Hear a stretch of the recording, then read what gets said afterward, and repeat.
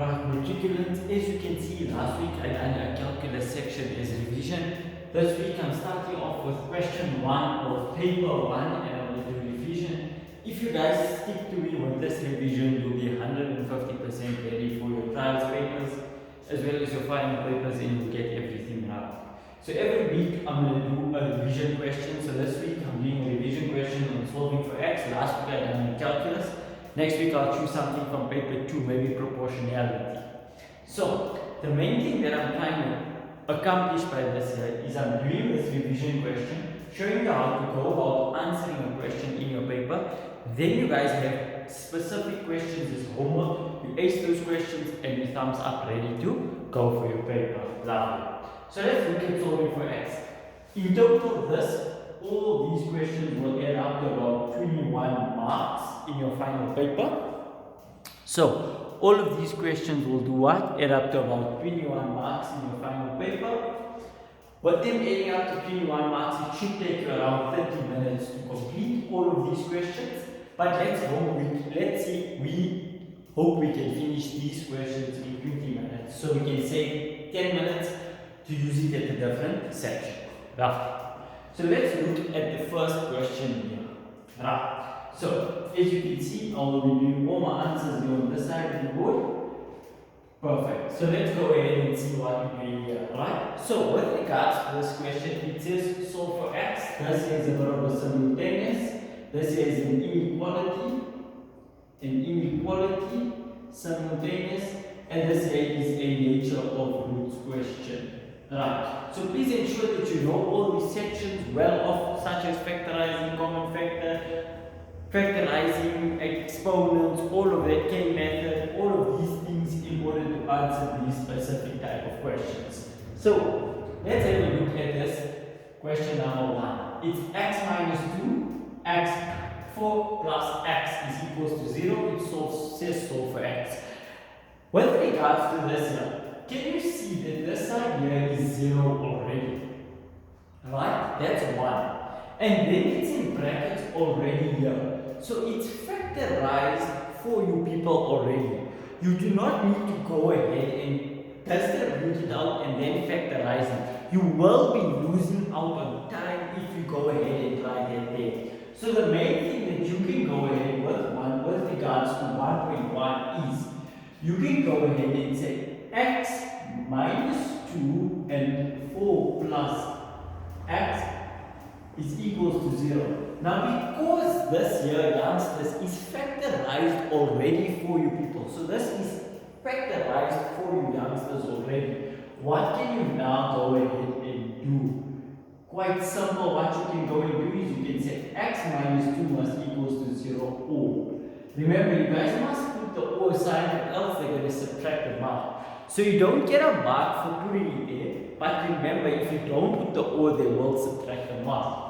Or 4 plus x is equals to 0. Now we're going to solve for x here, so we take the 2 over. When we take the 2 over, what happens there, youngsters? The sign changes. So it becomes x is equals to what, youngsters? Positive 2. Then here you're going to take the 4 over. When you take the 4 over, what happens there, youngsters? The sign changes as well. So it now becomes a minus 4. And remember, your or sign can follow through, so you don't have to write it again. Lovely. Can you see how simple and easy to solve something like this? This should have taken you under half a minute to do in your exam. The reason I'm going so slow is to explain to you youngsters how to do it exactly. Can you see? We had it equals to 0. It was already in brackets, therefore it was factorized for us already. Now, let's go to the next one. The next one automatically says that 3x squared minus 2x is equals to 14. Now we already know that because there's an x squared here, so see here, you need to identify this. The minute you see your x squared, then you know, okay, lovely. Now what do I need to do? I need to bring my 14 over. So 3x squared minus 2x plus, okay, so if it's plus 14, it will change to a negative 14 is equals to 0. Now that we know that this here is 0, we now can do what here, youngsters? We need to solve this using a trinomial. Now, what I did right here is your question in brackets here, you solve to two decimal places. Solve to two decimals. Now, youngsters, whenever you see that solve to two decimal places, the main thing that you need to take out from here is you're going to use this minus b plus minus the root of b squared minus 4ac all over what, youngsters, 2a. Now, the main reason for this specific formula is this is known as your what formula? Your quadratic formula.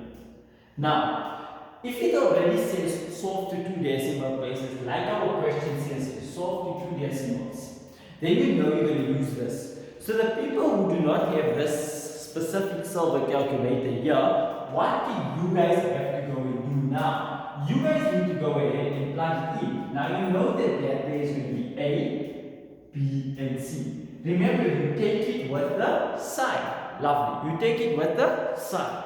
So let's go ahead. You're going to say minus into minus 2 plus minus what? Plus minus the root of what's this here, youngsters? Negative 2 squared, because remember we're taking b squared minus 4 into a, which is 3, into c, which is negative 14, right? All over 2a. And in place of a, what are you guys going to put now? You're going to say in place of a, it's 3. Lovely. Then obviously you're going to come up with two specific answers. So you can say x is equals to x is equals to. So what I'm going to do now is plug in my calculator and get my final answers with regards to that thing. Lovely. So what's it like? 5, 3 minus 2 and negative 14. Negative 14 is equals to just round off to two decimal places. So this one will be x is equals to 2.52. That's d x is equals to negative 1,85. Perfect. Can you see you don't have to show any brackets here like how you had to show in previous questions or previous answers. You don't show any brackets here, you go straight away into the answer. Right. Now let's look at 1.3. Right? With regards to 1.3, you have 2 to the power x plus 2 plus 2 to the x is equals to 20. Lovely. Now, with this here, there's two ways that you can do it, right? The way that I'm going to pick out to do this specific question here is using my K method. The other way that you can specifically do this question here is you can take out a common factor. But I'm going to say, I want to go ahead and I'm going to use my K method here. Lovely. So, if you're looking at this here, or if you don't want to use that, you can just go ahead and use your normal method. Right, if you don't want to go ahead and use your K method. Lovely. Right, so like I said, what you can do here is you can go ahead and use your K method or you can use your normal method. I would rather suggest that you go ahead and do what? Use your it depends. In specific situations, you need to use your K method. In specific situations, you can just use a normal common factor method. So, I'm going to try going ahead with this here using my normal common factor method. Now, so let's see what my normal common factor is. Can you see? I can now split this 2 up, right? Then I have 2 to the x is equals to 20, right? So now that I have that split up, what else can I do? I now can see, okay, from this term and this term, I have a common factor. I have 2 to the power x as a common factor. I've now taken out 2 to the power x as a common factor. Now I'm left with 2 to the power 2 plus 1 is equals to 20. Now I can now change this here from 2 to the power 2 to 4 plus 1, which gives me 5, is equals to 20. I can then divide by 5 and divide by 5. This gives me 4. And that gives me 2 to the power x. Now I have a bit of a situation. How am I going to solve for this Aha! I can now change this 4. So I can do what here, youngsters? I can change this 4 to be 2 to the power 2 and 2 to the power of x.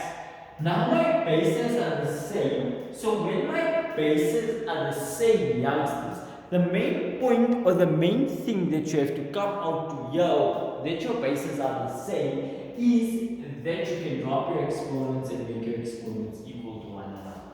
Lovely. So that's the first 3 questions, and that's how you should go about answering. Right. Let's look at this next question that we have over here. The next question that we're talking about with regards to this is known as your simultaneous equation. Right. So step number 1 in a simultaneous equation is to write out both the equation and then make one the subject of the formula. So it's to do what? It's to write out both your equations and then make one the subject of the formula. Lovely. So let's go ahead and write it out. X is equals to 2y plus 3, and then we call equation number 1. Then we have the 3x squared minus 5xy is equals to 24 plus 16y, and then we call equation number 2. Now youngsters, with regards to this specific thing, can you see this is already the subject of the formula for us? So we know that x is already equals to this here. So what can we do? Wherever we see x in the equation, we can just plug this in. So we can say 3 into 2y plus 3 squared minus 5 into 2y plus 3. And then you can put y there. Or if you want, you can remove the y from there and now join it to the 5 in front. Is equals to 24 plus 16y. Now what can you do here? You can square out the binomial and then multiply the 3 in. So you can go 3, let's square out the binomial here. So if you go ahead and you square out the binomial, you're going to get a 4y squared. That's about 4, my mistake. 4y squared, because you square the first term. Then you say first times last times 2, so that's 12y plus 12y. Because 2 times 3 gives you 6, and then 6 times 2 gives you 12. Now, and then you square out the last one, which gives you 9. Then you multiply the minus 5 both inside there, so it's going to give you minus 10y squared minus 15, because 5 times 3 is 15, y is equals to 24 plus 16y. Right. Now you can distribute the 3 to each one inside here. So it becomes 3 times 4, which gives you 12y squared, plus 12 gives you 36y, plus 9, 18, 27. 27 minus 10y squared minus 15y. Now you can bring these over, right? Minus 24 and minus 16y is equals to 0. Alright, so we still not done with this. It's quite simultaneous, gets quite tricky, so just make sure while you're doing it, you're watching each step and making sure that they're going correct. So let's see, that there is a common factor. So now we can cancel those 2, we can say we left with 2y squared. 36y minus 15y minus 16y. Let's go ahead and do that there. So we're going to have what? Shift clear equals to AC. 36 minus 15 minus 16, it gives you around 5y. So we're going to have plus 5y. Right, so now we know all of these are taken care of. And 27 minus 24 is equals to 3. So plus 3 is equals to 0. So as you can see, that shaped up quite well. Now you have your trinomial. You go ahead and say 2, 5, and 3. You plug that in the calculator, you get y is equals to minus 1.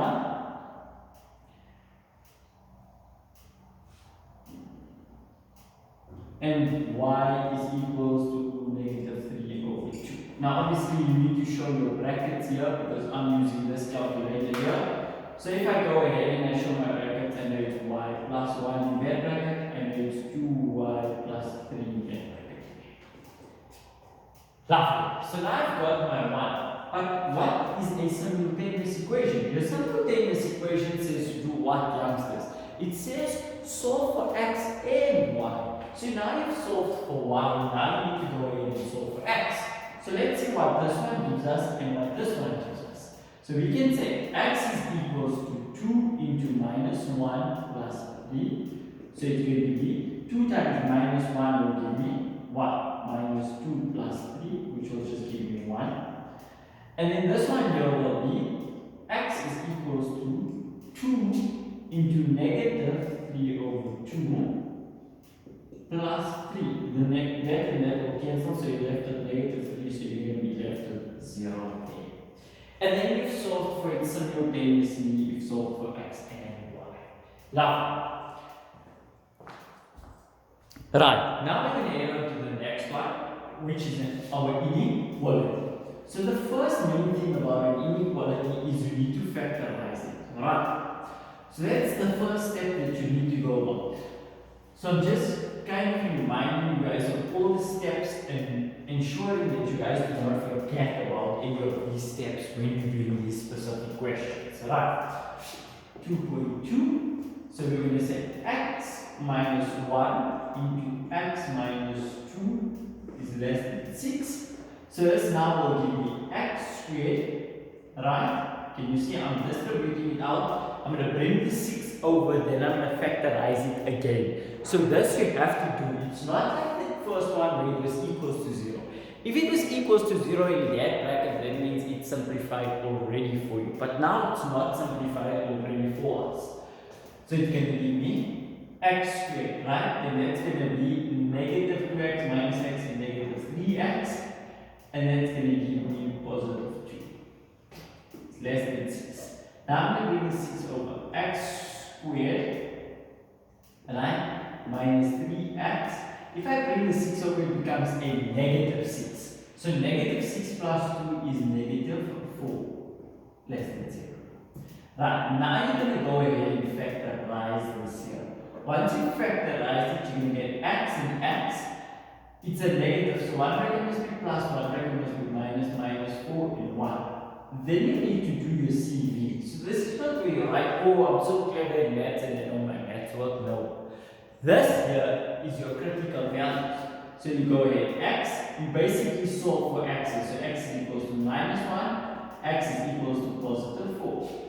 Then you take it and you draw it out on a number line. So this will be minus 1 and that will be positive 4. Can you see now you've created barriers over there? Lovely. Remember, you're always looking for a 1 sign here. You're not always, but in this case, what are you looking for? Negative. Because it's less than 0, so less than 0 lies with negative. You're going to take what number? The number minus 10. Remember, and sum it in place of x here. So remember, like I told you people, the number minus 10. So minus 10 plus 1 will give me a negative. And then the minus 10 minus 4 will give me a negative 14. Then a negative times a negative gives you a positive, negative, positive. Right. You've rotated your sides. After you've rotated them, you now can see, okay, they're done. Now you always remember that you were looking for a what? A negative. So because you're looking for a negative and it's in the center, you have to say minus 1 and plus 4. Understand? And that's your final answer with regards to that thing. Lovely. Let's look at the last one there, 2.3, and you should be coming close to the 20-minute mark. So, youngsters, if I'm doing this with explanation and taking so long, 20 minutes, you guys need to be doing it in much less time. So it says, for where k has real roots. So, youngsters, we already know for delta, it needs to be greater than 0 for real roots. Can you see? Now we are given that x is equals to this. But where does your delta lie? So it says x is equals to 3 plus minus the root of negative k, negative 4, all over 2. So, youngsters, given this here, where does your delta lie? Now watch this here. Isn't your delta equals to minus b plus 4ac? No, I mean b squared minus 4ac, sorry about that, b squared minus 4ac. If you look at it, isn't it minus b plus minus the root of b squared minus 4ac all over 2a? So can you see that your delta now lies underneath the bracket? So all you go ahead is to say minus k minus 4 is greater than 0. You take the minus 4 over, it becomes plus 4 minus k. You divide throughout by a negative. But remember, youngsters, when you divide throughout by a negative, what happens? This sign changes around. So it becomes k, and then it will become negative 4. K is less than negative 4. Right. Youngsters, as you can see, that took us about 20 minutes to complete, 20 minutes and 50 seconds, but that's with explanation.